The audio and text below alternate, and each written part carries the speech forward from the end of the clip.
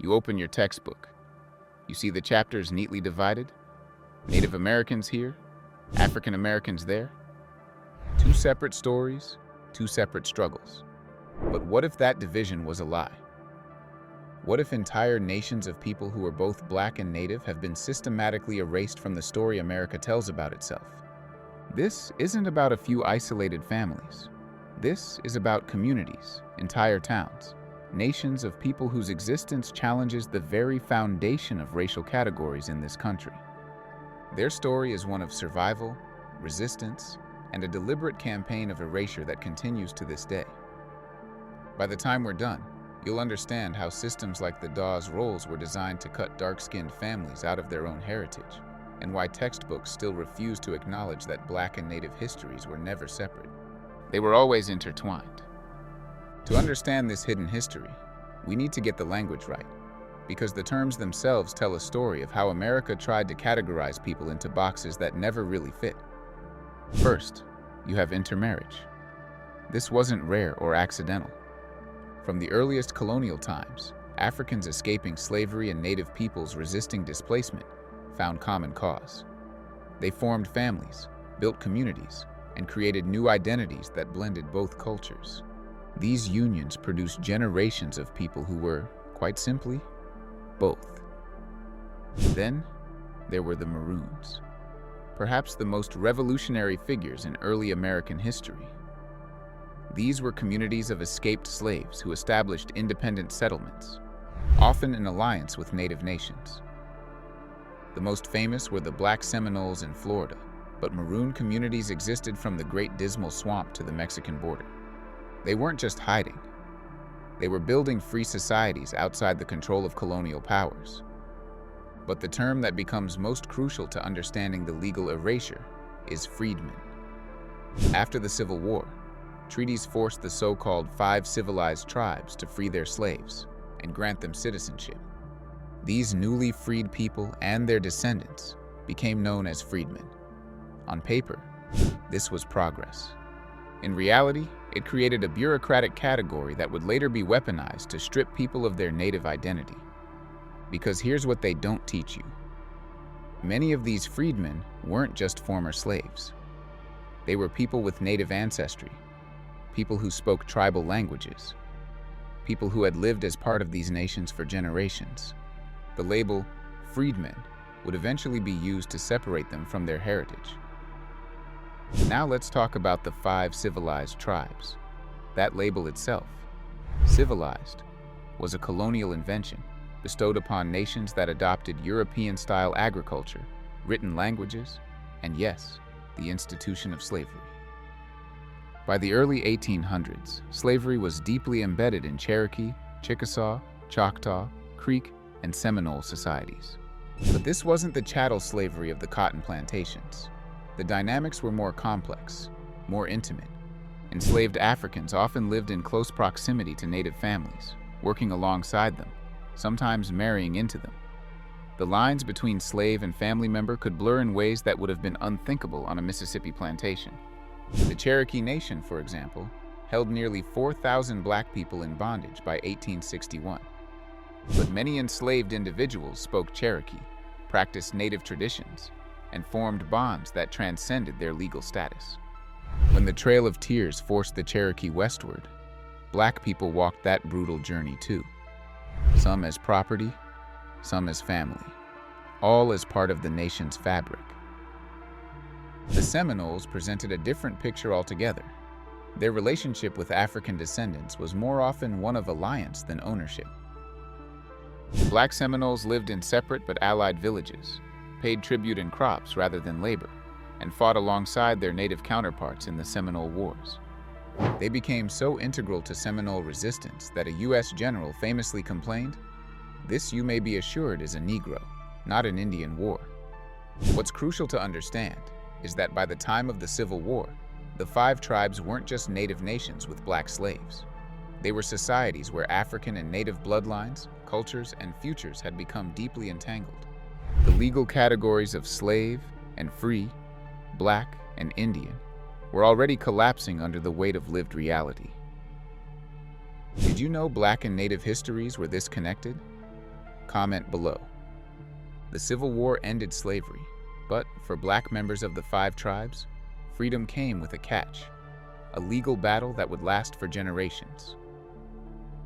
The 1866 treaties between the United States and the 5 nations contained a revolutionary promise. All freedmen would be adopted as full citizens of the tribal nations. On paper, this was a monumental victory. The treaties stated clearly that freedmen would have all the rights of native citizens. They were entitled to land allotments, voting rights, and the full protection of tribal law. For people who had been property just years earlier, this was supposed to be their pathway to belonging. But here's where the betrayal begins. The US government, having forced this inclusion, almost immediately began creating the mechanisms to undermine it. When the Dawes Commission arrived in Indian Territory in the 1890s to create the official roles of tribal citizens, they didn't just record names. They created 2 separate categories: Indians by blood and freedmen. This distinction was everything. If you were listed as by blood, you were considered a real Indian. If you were listed as a freedman, you were something else. A legal citizen, perhaps, but not truly part of the tribe. Never mind that many freedmen had native ancestry. Never mind that they spoke the language, practiced the culture, and had native relatives. The commission officials, most of them white men with no understanding of tribal kinship systems, made snap judgments based on skin color and physical features. The consequences were immediate and devastating. When tribal lands were divided into individual allotments, freedmen often received the least desirable parcels. When oil was discovered on tribal lands, freedmen were frequently cheated out of their shares. And most importantly, when tribes began reorganizing their governments in the early 20th century, many used the Dawes rolls as the basis for citizenship, and freedmen found themselves excluded. The Cherokee Nation provides the clearest example of this betrayal. Despite the 1866 treaty guarantee, the Cherokee Nation stripped freedmen of citizenship rights in the early 1900s. For nearly a century, Cherokee freedmen and their descendants were legal outsiders in the nation their ancestors helped build. They couldn't vote, couldn't hold office, couldn't access tribal services. They were ghosts in their own homeland. But the fight never stopped. People like Marilyn Vann, a Cherokee freedman descendant and engineer, spent decades challenging this exclusion in court. The battle wasn't just about benefits or casino money, as opponents often claimed. It was about identity, about the right to claim the heritage that was systematically stolen through bureaucratic sleight of hand. In 2017, after more than a century of legal battles, a federal court finally ruled that the 1866 treaty still stood. Cherokee freedmen must be recognized as citizens. It was a victory, but a bittersweet one. Why did it take 150 years to enforce a treaty the US government itself had orchestrated? Because the erasure wasn't an accident. It was policy. The same government that forced inclusion then stood by while tribes excluded, creating a legal limbo that persists to this day for many freedmen descendants. If the legal erasure was brutal, the historical erasure was even more complete. Because while courts could eventually reverse bad decisions, textbooks have the power to shape what entire generations believe about their own history. Open any standard American history textbook, and you'll find the same pattern. Native American history ends with the Trail of Tears, or Wounded Knee. African American history begins with slavery. The two narratives never intersect, never overlap, never acknowledge the people who existed in both worlds. This isn't an oversight. It's a deliberate construction that serves a specific purpose. Think about what happens when you separate these stories. You create the myth of racial purity. You reinforce the idea that America's racial groups have always been distinct, always separate. You make it seem natural that Black people and Native people should have different histories, different struggles, different futures. But reality was always messier, always more interconnected. The textbook omission starts with the earliest contacts. You learn about pilgrims and Powhatans, but not about the African sailors who arrived on Spanish ships decades before the Mayflower. You learn about the Underground Railroad, But not about the Seminole maroons who created their own free republic in Florida. You learn about Indian removal, but not about the Black Cherokee families who walked the Trail of Tears alongside their native relatives. When Black Native figures do appear, they're placed in one category or the other. Crispus Attucks, often called the first martyr of the American Revolution, is remembered as a black man, but his likely native ancestry is rarely mentioned. Third, there's the language of blood quantum, a colonial concept that reduces identity to mathematical fractions, something never part of traditional native understandings of kinship. But perhaps the most insidious form of erasure is what happens in the classroom itself. Teachers, working with standardized curricula and limited time, often reproduce these silences without even realizing it. They teach the stories they were taught, using the categories they inherited.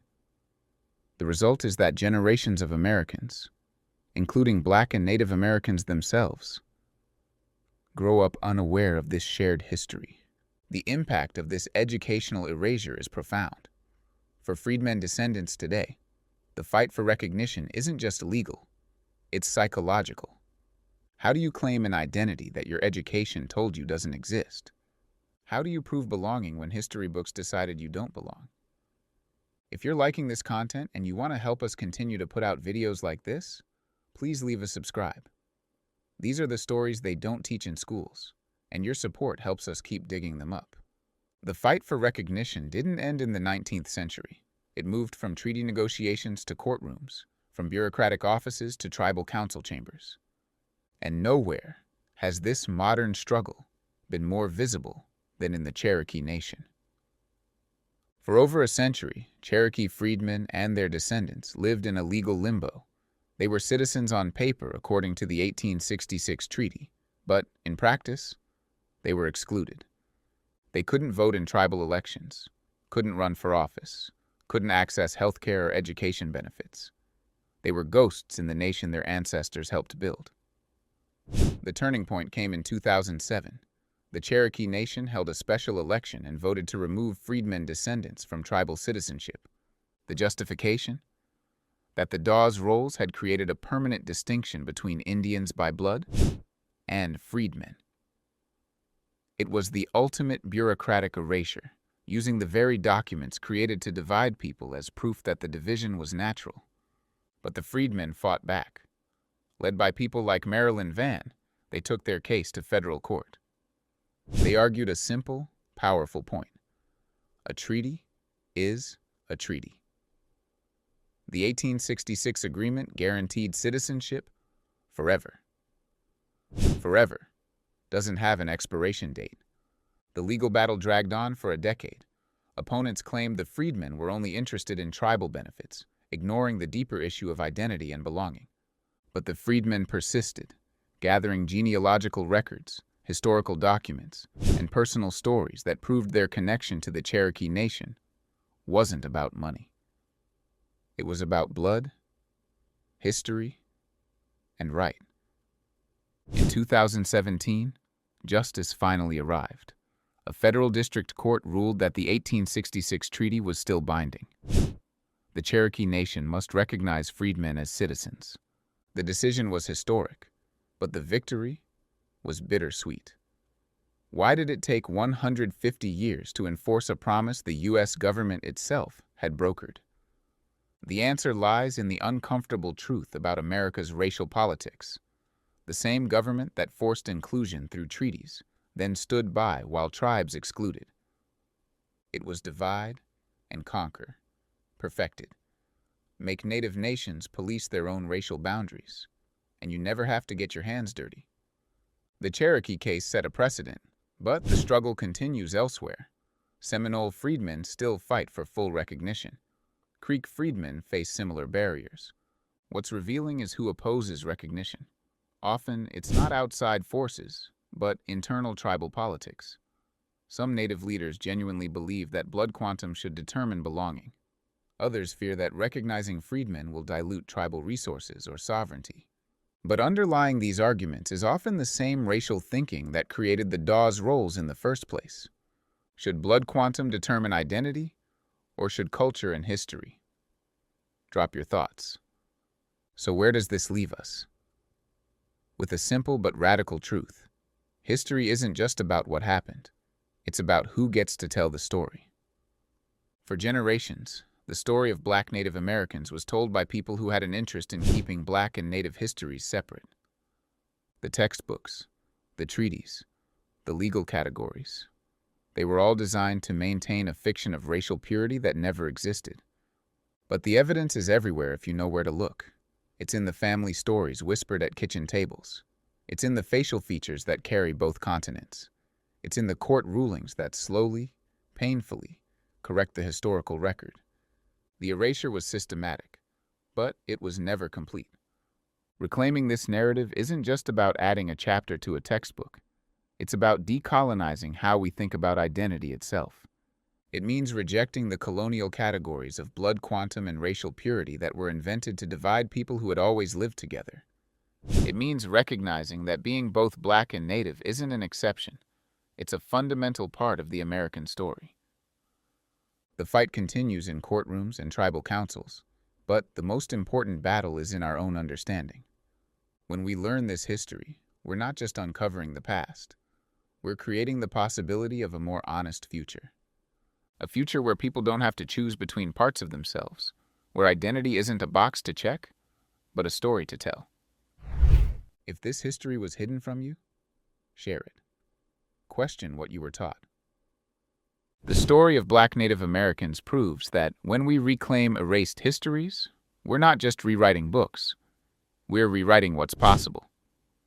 Do you have Black indigenous heritage? Share your family's story in the comments. Subscribe for more stories they tried to bury.